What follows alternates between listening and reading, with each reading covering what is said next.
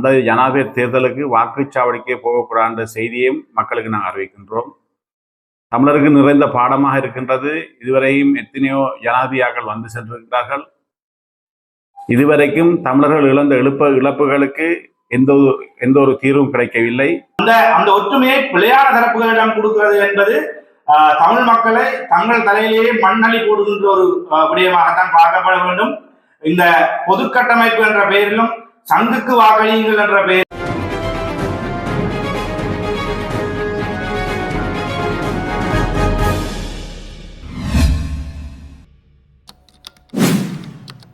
எதிர்காலத்தில் சிங்கள தலைவர்களின் தேர்தல் விஞ்ஞாபனத்தில் சமஸ்டி அடிப்படையில் தீர்வுகள் ஏதும் கிடைக்குமாக இருந்தால் தேர்தல் புறக்கணிப்பு தொடர்பில் மீளாய்வு செய்யப்படும் என தமிழ் தேசிய மக்கள் முன்னணியின் திருகோணமலை மாவட்ட அமைப்பாளர் கணேசபிள்ளை குகன் தெரிவித்தார்.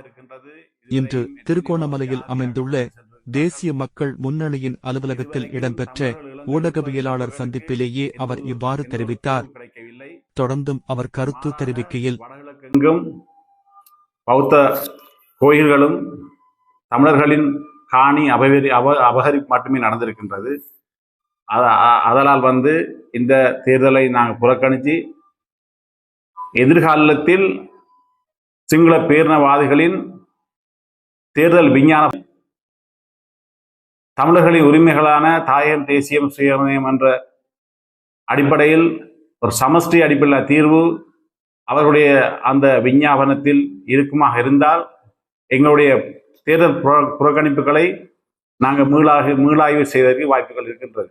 வரப்போகின்ற ஜனாதிபதி தேர்தலை தமிழ் மக்கள் புறக்கணிக்க வேண்டும் என்று நாங்கள் தொடர்ச்சியாக வலியுறுத்தி வருகிறோம். வரப்போகின்ற ஜனாதிபதி தேர்தல் எந்த சிங்கள தலைவர்களும் தமிழ் மக்களுக்கு ஒரு நீதியான தமிழ் மக்கள் விரும்புகின்ற ஒரு அரசியல் அபிலாசைகளை பெற்று தருவதற்கு தயாரில்லை. அவர்களுடைய தேர்தல் விஞ்ஞாபனங்கள் அனைத்துமே 13ஆம் திருத்தத்தில் கூட ஒரு சரியான நிலைப்பாடுகளை, அதற்கு மிக குறைந்த அதிகாரங்களை வழங்கி தமிழ் மக்களை தொடர்ச்சியாக ஏமாற்றுகின்ற ஒரு நிலைமைதான் காணப்படுகின்றது. ஆகவே தமிழ் மக்கள் இந்த விடயத்தில் மிக தெளிவாக புரிந்து கொண்டு சிங்கள ஜனாதிபதி வேட்பாளர்கள் அத்தனை பேரையும் நிராகரிக்க வேண்டும். அதே நேரம் தமிழ் மக்கள் இன்று பொது வேட்பாளர் என்ற போர்வையில் இந்தியா மேற்கு விரும்புகின்ற ஒரு போலியான ஒற்றுமைக்கு பின்னால் தமிழ் மக்கள் அணிதிரளக்கூடாது என்பதையும் நாங்கள் இந்த இடத்துல வலியுறுத்தி கேட்டுக்கொள்கிறோம். தமிழ் மக்களை தங்கள் தலையிலேயே மண்ணள்ளி போடுகின்ற ஒரு விடயமாகத்தான் பார்க்கப்பட வேண்டும். இந்த பொது கட்டமைப்பு என்ற பெயரிலும் சங்குக்கு வாக்களியுங்கள் என்ற பெயரிலும் இவ்வளவு காலம் 2009க்கு பிற்பாடு தமிழ் அரசியலை குழி தோண்டி புதைத்த இந்த துரோகிகள் பலர் ஒன்றிணைந்து ஒரு ஒற்றுமை கோஷத்தோட தமிழ் மக்களை அணுக விரும்புகின்றனர். அந்த போலியான ஒற்றுமைகளுக்கு பின்னால் தமிழ் மக்கள் ஒரு நாள் அணிதிரளக்கூடாது. தமிழ் மக்களுடைய அரசியல் அபிலாசைகள் எந்த இடத்திலும் தீர்க்கப்பட போறதில்லை.